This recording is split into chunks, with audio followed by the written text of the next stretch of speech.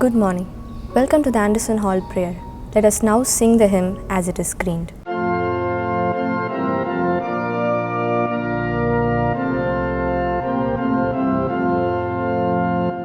Take time to be holy, speak on with thy Lord. Abide him always, stand feet on his word. Make friends of God's children, help those who are weak, forgetting in nothing his blessings to seek. Take time to be holy, let him lead thy heart, and run not before him, whatever betide.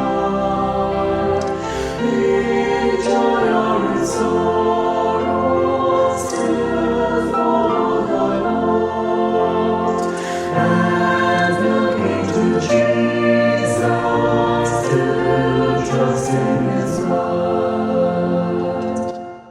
Take time to be holy, become in thy soul.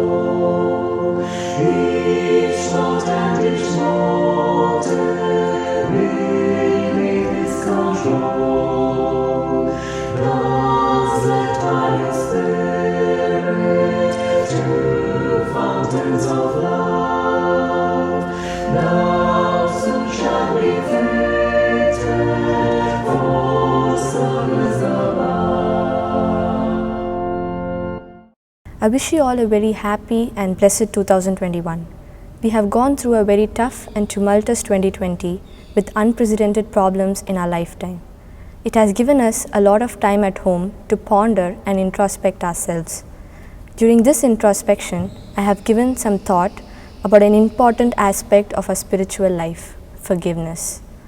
Let me quote straight away from the words of our Master. Matthew chapter 18 verses 20-21. Then came Peter to him and said, Lord, how oft shall my brother sin against me, and I forgive him? Till 7 times? Jesus said unto him, I say not unto thee, until 7 times, but until 70 times 7. Dear friends, practice small acts of forgiveness and reconciliation every day.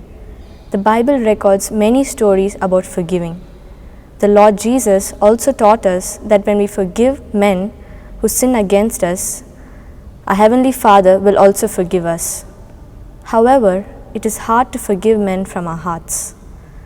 Here are some stories from the Bible about forgiveness. Acts chapter 7 verses 58-60. And cast him out of the city and stoned him. And the witnesses laid down their clothes at a young man's feet, whose name was Saul. And they stoned Stephen, calling upon God and saying, Lord Jesus, receive my spirit. And he kneeled down and cried with a loud voice, Lord, lay not this sin to their charge. And when he said this, he fell asleep. Jesus tells a story that illustrates redemption, love, and forgiveness in Luke chapter 15 verses 11-32. It is commonly called the parable of the prodigal son. And he said, a certain man had 2 sons. And the younger of them said to his father, Give me the portion of goods that falleth to me. And he divided unto them his living. And not many days after, the younger son gathered all together and took his journey into a far country, and there wasted his substance with riotous living. And when he had spent all, there arose a mighty famine in that land, and he began to be in want. And he went and joined himself to a citizen of that country, and he sent him into his fields to feed swine. And he would have fain filled his belly with husks that the swine did eat, and no man gave unto him. And when he came to himself, he said, How many hired servants of my father's have bread enough and to spare, and I perish with hunger? I will arise and go to my father, and will say unto him, Father, I have sinned against heaven and before thee, and am no more worthy to be called thy son. Make me as one of thy hired servants. And he arose and came to his father. But when he was yet a great way off, his father saw him and had compassion, and ran and fell on his neck and kissed him. And the son said unto him, Father, I have sinned against heaven and in thy sight, and am no more worthy to be called thy son.